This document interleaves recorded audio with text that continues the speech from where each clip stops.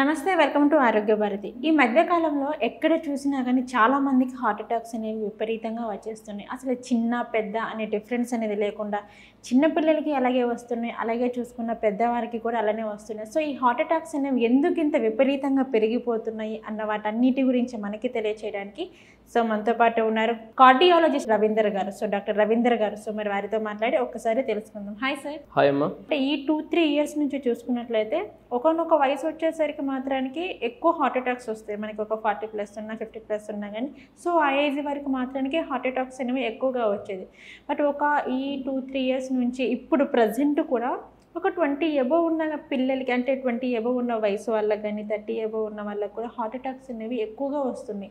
So ఎందుకు అలా వస్తున్నాయి అంటే దానికి రీజన్స్ ఏమైనా ఉన్నాయి స్పెసిఫిక్గా? అంటే లైఫ్ స్టైల్ చేంజ్ అవ్వడం వల్ల వస్తున్నాయి అంటారా, లేదంటే వాళ్ళకున్న హెల్త్ ఇష్యూస్ వల్ల వస్తున్నాయి అంటారా? అసలు మెయిన్ రీజన్స్ ఏంటంటారు? ముందు కన్నా సరే ఇప్పుడు యంగ్ హార్ట్ అటాక్స్ అనేవి చాలా ఇంక్రీజ్ అయ్యాయండి, చాలా ఎక్కువ. దానికి మెయిన్ కారణం అనేది చాలా ఉన్నాయి. First point lifestyle changes అండి. Okay. Second thing food habits కూడా ఇప్పుడున్న ఫాస్ట్ ఫుడ్స్ కానీ బయట తినే ఆహారం కానీ they're all not good to health. Third thing ఏంటి, జెనెటిక్స్ అండి, జీన్స్. మన పేరెంట్స్ వాళ్ళకి కొంచెం యంగ్ జనరేషన్ 30 ఇయర్స్ 40 ఇయర్స్కి వస్తే నెక్స్ట్ జనరేషన్కి 25-30కి వచ్చే ఛాన్సెస్ ఉంటాయి. అవి మన జీన్స్లో ఒక బలహీనతలు అనమాట. అంటే ఒక జనరేషన్ ప్రోగ్రెస్ అయ్యే కొద్దీ ఒక 10 ఇయర్స్ ఒక 5 ఇయర్స్ ప్రజెంటేషన్, అది క్యాన్సర్ అవ్వచ్చు, హార్ట్ అటాక్ అవ్వచ్చు, ఒక 5-10 ఇయర్స్ వయసు తక్కువ వయసులోనే వచ్చే ఛాన్సెస్ ఉంటాయి. అది జెనెటిక్స్కి సంబంధించిన thing. And fourth thing is ఇప్పుడు రికగ్నిషన్ చాలా ఈజీ అయిపోయిందండి. ఒకప్పుడు అవన్నీ they use to go unnoticed. అంటే పేషెంట్కి హార్ట్ అటాక్ వచ్చినా పెద్దగా తెలిసేవి కాదు. ఇప్పుడున్న అడ్వాన్సెస్లో ప్రతి పేషెంట్ చెస్ట్ పెయిన్ వస్తే వెంటనే హాస్పిటల్కి వెళ్తున్నాడు, వెంటనే ఈసీజీ తీసుకుంటున్నాడు. ఈసీజీ తీసుకొని ఏమైనా చేసేలోపే చాలామంది చనిపోతున్నారు. చేసిన తర్వాత బాగున్న పేషెంట్స్ కూడా చాలామంది ఉన్నారు. మీరు అన్నట్టు నేను కూడా 19 ఇయర్స్ పేషెంట్కి, 26 ఇయర్స్ పేషెంట్కి, 32 ఇయర్స్ పేషెంట్స్ కూడా స్టెంట్ వేయడం జరిగింది ఈ మధ్య కాలంలో. అంటే అది ముందు లేదని కాదు, ముందు కూడా ఉంది.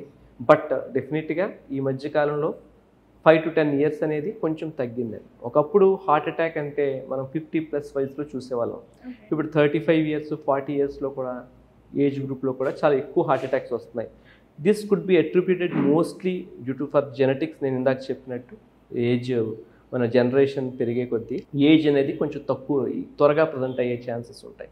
Second thing life style modifications. అంటే సరైన ఫుడ్ తినకపోవడం, బయట ఫుడ్ ఎక్కువ తినడం, జంక్ ఫుడ్ తినడం, స్మోకింగ్ అనేది చాలా చాలా ఇంపార్టెంట్ థింగ్ అండి. యంగ్ పీపుల్లో హార్ట్ అటాక్ అనేది రెండు కారణాల వల్ల వస్తాయండి. మ్యాక్సిమం 99.9%. ఒకటి స్మోకింగ్ అండి.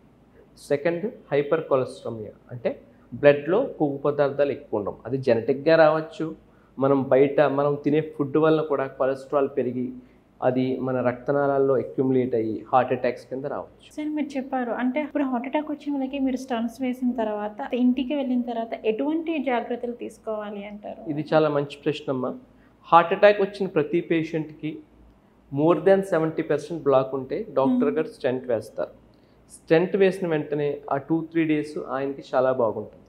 తర్వాత ఏమిటనేది అసలైన ప్రశ్న. ఎందుకంటే మనము స్టెంట్ వేసి ఆ పేషెంట్ యొక్క ప్రాణాలను అయితే రక్షిస్తాము, కానీ తర్వాత పేషెంట్ ఎలా ఉన్నాడు, ముందు హార్ట్ అటాక్ రాకముందులా ఉన్నాడా, ఏమైనా ఇబ్బందులు తలెత్తాయా అనేది కూడా చాలా ఇంపార్టెంట్. దాన్ని క్వాలిటీ ఆఫ్ లైఫ్ అంటారు. ఒక డాక్టర్గా నేను, ఒక కార్డియాలజిస్ట్గా నేను పేషెంట్ని బ్రతికించడమే కాదు, సేమ్ క్వాలిటీ ఆఫ్ లైఫ్ ఇవ్వడానికి కూడా ప్రయత్నించాలి. అది ఎలా ప్రయత్నించాలి? ఫస్ట్ పాయింట్ నేను ఎప్పుడూ తరచు చెప్తూ ఉంటాను, మా ప్రొఫెసర్స్ కూడా చాలామంది చెప్తూ ఉంటారు. ఏంటి అంటే పేషెంట్కి ఒకసారి హార్ట్ అటాక్ వస్తే వాళ్ళ ఇంట్లో వాళ్ళ వైఫ్ కానీ వాళ్ళ పిల్లలు కానీ అది తినొద్దు, ఇది తినొద్దు, అది తినొద్దు, ఇది తినొద్దు అని మొదలు పెడతారు.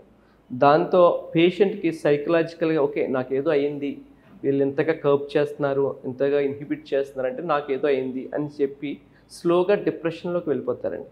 అది ఎప్పుడు కూడా మనం చేయకూడదు. ఒకవేళ చేసినా నిజంగా ఆ ఫుడ్ తినకూడదు, కరెక్టే, కానీ అది డాక్టర్ చేత చెప్పించాలి. నేను చాలామందికి చెప్తాను, పేషెంట్స్ని ఎటువంటి ఆంక్షలు పెట్టవద్దు అని. ఎందుకంటే క్వాలిటీ ఆఫ్ లైఫ్ అనేది చాలా చాలా ఇంపార్టెంట్. మనం ఎన్నేళ్ళు బతికామనేది కాదు, ఎంత హ్యాపీగా బతికామనేది ఎప్పుడు కూడా ఇంపార్టెంటే. సో ఒక్కసారి పేషెంట్కి ఇలాగా హార్ట్ అటాక్ వచ్చిన పేషెంట్కి అది తినొద్దు ఇది తినొద్దు అనే ఆంక్షలు పెడితే ఇంట్లో అతను తెలియకుండానే అమ్మో నాకేదో అయిందని చెప్పి డిప్రెషన్లోకి వెళ్ళిపోతారు.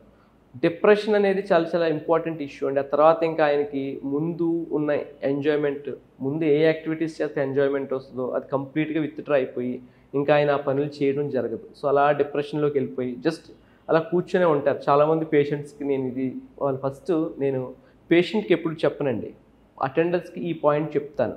సో మీరు ఏ పాయింట్ని ఏది ఆపొద్దు, నేను డైరెక్ట్గా పేషెంట్కి చెప్తాను. సో ఇప్పుడు పాయింట్ వచ్చినట్లయితే ఒకసారి స్టెంట్ వేసిన పేషెంట్ ఏ జాగ్రత్తలు తీసుకోవాలి అనేది మెయిన్ థింగ్ అండి. ఎందుకంటే మనం ముందు స్టెంట్ వేయకముందు, హార్ట్ అటాక్ రాకముందు పేషెంట్ ఎలా ఉంచామో అలాగే ఉంచగలగాలి. ఫస్ట్ థింగ్ ఇక్కడ స్టెంట్ ఎప్పుడైతే హార్ట్ అటాక్ వచ్చిందో ఆ మజిల్ చనిపోతుందండి. ఆ మజిల్ చనిపోతే హార్ట్ మజిల్ చచ్చిపోతుందో కొంత భాగం, ఆ కొంత భాగాన్ని మనం ఏమైనా రివైవ్ చేయగలమా అనేది చూసుకోవాలి. అది ఎలా రివైవ్ చేయగలము అంటే ట్యాబ్లెట్స్, మెడిసిన్స్ ద్వారా హార్ట్ ఫంక్షన్, చనిపోయిన హార్ట్ని చనిపోయిన దాన్ని బ్రతికించలేకపోయినా పక్కన ఉన్న టిష్యూని ఇంప్రూవైజ్ చేయడానికి చాలా మందులు ఉన్నాయి. సో డాక్టర్ ఏ మందులు చెప్పారో అవన్నీ జాగ్రత్తగా వాడితే హార్ట్ అటాక్ వలన వచ్చే ఆయాసం, ఇలాగ నీరసం, ఇలాంటివన్నీ, ఈ ఫ్యాటీగ్, ఇవన్నీ కూడా మనం ప్రివెంట్ చేయగల వారు అవుతాం. అండ్ ఫాలో అప్, డాక్టర్కి every month followed by every 3 months doctor చెప్పినట్టు, కార్డియాలజిస్ట్ చెప్పినట్టు ఫాలో అప్ అయితే పేషెంట్ ఎటువంటి ఇబ్బంది ఉండదండి. మాకు 15 years 20 years long back stents వేయించుకున్న వాళ్ళు, బైపాస్ చేయించుకున్న వాళ్ళు కూడా ఇప్పటికీ ఫాలో అప్ వస్తారు హెల్దీగా. They just come to OP, just ఓపీకే వస్తారండి. ఓపీకి వస్తారు, ట్రీట్మెంట్ తీసుకుంటారు, వెళ్ళిపోతారు. వాళ్ళు ఎవరూ కూడా డిఫాల్టర్స్ కాదు. ఎప్పుడైతే మనం అంతా బాగుందని డిఫాల్ట్ అయ్యి డాక్టర్ని చూడలేదో అప్పుడు ట్రబుల్ స్టార్ట్ అవుతాయి. కానీ ఒక డాక్టర్ని మీరు పర్ఫెక్ట్గా ఫాలో అప్ అయితే ఆయనకు తెలిసిపోతుంది. ఈసీజీ తీస్తారు, ఈకో చేస్తారు, కొన్ని బ్లడ్ టెస్టులు చేస్తారు. అందులో ఎటువంటి ఇబ్బంది ఉన్నా సరే వెంటనే మందులు ఇచ్చి రెక్టిఫై చేస్తారు. సో ఒకసారి స్టెంట్ వేసి ఇంటికి వెళ్తే డాక్టర్ని ఆయన చెప్పిన విధంగా ఫాలో అప్ అయితే ఎటువంటి ఇబ్బంది పేషెంట్కి ఉండదు. అంటే మీరు చెప్పారు ఒకసారి స్టంట్స్ వేసిన తర్వాత ఇంటికి వెళ్తే డాక్టర్ ఎలా చెప్తే సో మీరు అలా ఫాలో అవ్వాలి అని చెప్పేసి. సో మనం ఇంట్లో డాక్టర్ చెప్తారు, బట్ ఏంటంటే ఎటువంటి జాగ్రత్తలు తీసుకోవాలి అన్నది ఒకసారి చెప్పండి సార్. హార్ట్ పేషెంట్స్ అనేది ఒకటేనమ్మా జాగ్రత్త. హార్ట్ అటాక్ ఎందుకు వచ్చింది అనేది మనం రికగ్నైజ్ పేషెంట్కి చెప్పాలి. మనకి హార్ట్ చుట్టూ 3 రక్తనాళాలు ఉంటాయి. ఆ 3 రక్తనాళాల్లో కొవ్వు చేరుకుని బ్లాక్ అయితే హార్ట్ అటాక్ వస్తుంది. సో మనం ఎప్పుడు కూడా ఆ కొవ్వు చేరకుండా ఉండేలా చేయగలగాలి. అది ఎలా చేయగలము? ఎక్కువగా కార్బోహైడ్రేట్స్, ఎక్కువగా ఫ్యాట్స్, ఈ సబ్స్టాన్స్ మనం అవాయిడ్ చేయాలి. ఎక్సర్సైజ్ చేసుకొని మనకి ఏమైనా బ్యాడ్ హ్యాబిట్స్ ఉన్నాయి అంటే ఆల్కహాల్ కానీ, స్మోకింగ్ కానీ, ఇవన్నీ ఆపేసుకోగలిగితే హార్ట్ యొక్క రక్తనాళాలు పూడికలు మళ్ళా రాకుండా ఆ స్టెంట్లో కానీ, ఆ స్టెంట్ పక్కన నార్మల్ వెజల్లో కానీ పూడికలు రాకుండా ఉంటాయి. ఎందుకంటే మనం ఆల్రెడీ మందులు వాడుతున్నాం కనుక పక్కన పూడికలు వచ్చే ఛాన్స్ చాలా తగ్గిపోతుంది. సో అది ఇంకా తగ్గాలి అంటే మన చేతిలో ఏముందనేది మనం గ్రహించాలి. మన చేతిలో ఏముంటుందమ్మా? మనం ఎటువంటి ఫుడ్ తీసుకుంటామో మన చేతిలో ఉంటుంది. మనం స్మోకింగ్ చేయాలా చేయకూడదు అనేది మన చేతిలో ఉంటుంది. మనం ఎక్సర్సైజ్ చేయాలా, రోజు వాకింగ్ చేయాలా అనేది మన చేతిలో ఉంటుంది. మన చేతిలో ఉన్నవి చేసుకుంటూ డాక్టర్ చెప్పినట్టు మందులు వాడుకుంటే హెల్దీగా జీవించవచ్చు. స్టెంట్ వేసిన పేషెంట్స్ కూడా హార్ట్ అటాక్ రాని పేషెంట్స్లా జీవించవచ్చు. హాయ్ అండి, I'm doctor A Ravindra, senior interventional cardiologist working in Medicover hospitals, Chandanagar.